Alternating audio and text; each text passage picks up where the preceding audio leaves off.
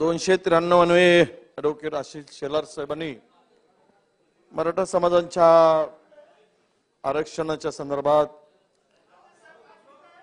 या प्रस्ताव या ठिकाणी मांडला। त्यावर बोलण्यासाठी अध्यक्ष महोदय मी उभा आहे। अध्यक्ष महोदय, राज्यामध्ये विविध समाज घटकाच्या आरक्षणाबाबतचा निर्णय या राज्यापुढे आहे। त्यामध्ये मराठा आरक्षण असेल, ओबीसी आरक्षण, धनगर आरक्षण, मुस्लिम आरक्षण, लिंगायत आरक्षण, मराठा कुणबी आरक्षण, हे सगळे विषय आरक्षणामध्ये। आणि त्यातून मात्र या राज्यातील बेरोजगारी, शासकीय भरती, कंत्राटी भरती, खाजगी नोकऱ्या, केंद्र सरकारचं धोरण, औद्योगिक धोरण, राज्यातून बाहेर पडत असलेले जाणारे उद्योग, आणि हे सगळे विषय बाजूला गेले। 2 दिवस झालेत राज्याला विकासाच्या दिशेने न्यायचा की समाजामध्ये मतभेद दरी निर्माण करून राज्याला अधोगतीकडे न्यायचा, याचा फैसला सुद्धा या सभागृहाच्या चर्चेच्या माध्यमातून होणं अपेक्षित आहे। अध्यक्ष महोदय, या राज्यातील तरुण नोकरीसाठी फिरतो आहे, त्याच्या पोटा पाण्याचा प्रश्न आहे। या राज्यामध्ये शेतकरी मरतो आहे, मरणारा सुद्धा शेतकरी, मृत्यूला कवटाळणारा शेतकरी हा ओबीसी आहे। सर्वाधिक शेतकऱ्यांच्या आत्महत्या मराठवाडा विदर्भात झाल्या अध्यक्ष महोदय। आणि 2 दिवस अनेकांच्या स्पर्धा लागल्या आहेत।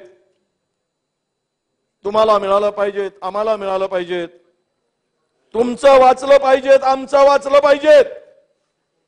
पोरं उपोषणाला बसतायत। माझ्या चंद्रपूर जिल्ह्यामध्ये बीसी नावाचं गाव आहे। ओबीसीचा आरक्षण, हक्काचं आरक्षण वाचावं म्हणून, ते टिकावं, त्याला धक्का लागू नये म्हणून 7 दिवस झालेत ती पोरं तिकडे उपोषणाला बसलीत। काल त्यांना जबरदस्तीनं हॉस्पिटलमध्ये भरती करावं लागलं। धनगरांची मुलं आणि तरुण त्यांच्या संरक्षणासाठी हक्काचं आरक्षण मिळावं म्हणून ते उपोषणाला बसतायत। या राज्यामध्ये जरांगे पाटलापासून उपोषणाची सुरुवात झाली, जो तो सर्व घटक आता उपोषणाला बसतो आहे आणि आपली मागणी मान्य करण्यासाठी धडपडतो आहे। मला सरकारला विचारायचं आहे, या आरक्षणाच्या माध्यमातून की तुम्हाला सर्व समाज समान आहे की नाही? ज्यावेळेस धनगराचं आरक्षण मिळावं म्हणून पोरं उपोषणासाठी बसतात, गंभीर हो, त्यांचा प्रकृती गंभीर होते, सरकारचा एकही माणूस त्या आंदोलनाच्या ठिकाणी, उपोषणकर्त्याच्या ठिकाणी जात नाही। तो समाज काय महाराष्ट्रातला नाही? तुम्हाला आम्हाला लाज वाटत नाही? ज्या समाजात तो एक मोठा समाज त्यावेळेस उपोषणाला बसतो, त्यावेळेस कोणाची टिमटिमी वाजवताय तुम्ही? अरे इथे जाताय, तिथे जाताय, तिथे का जात नाही? धनगराचं आपण बारामती बसून पाहिलं। मी त्या उपोषण मंडपात गेलो होतो।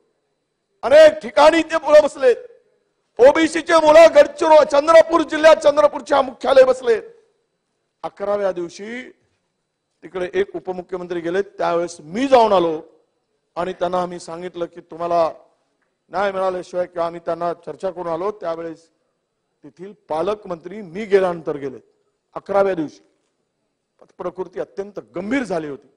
कुठलाही ठोस आश्वासन त्या ठिकाणी दिलं गेलं नाही। एवढंच म्हणायला गेलं की ओबीसीच्या आरक्षणाला धक्का लागणार नाही, एवढंच सांगायला जायसाठी 11 दिवस ओबीसीच्या मुलांना वाट बघावी लागली।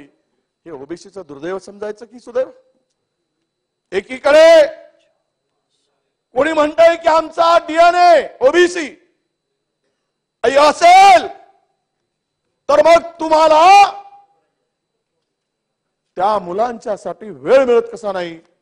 हा माझा अध्यक्ष महोदय प्रश्न आहे। मूलभूत प्रश्न तर आहेच।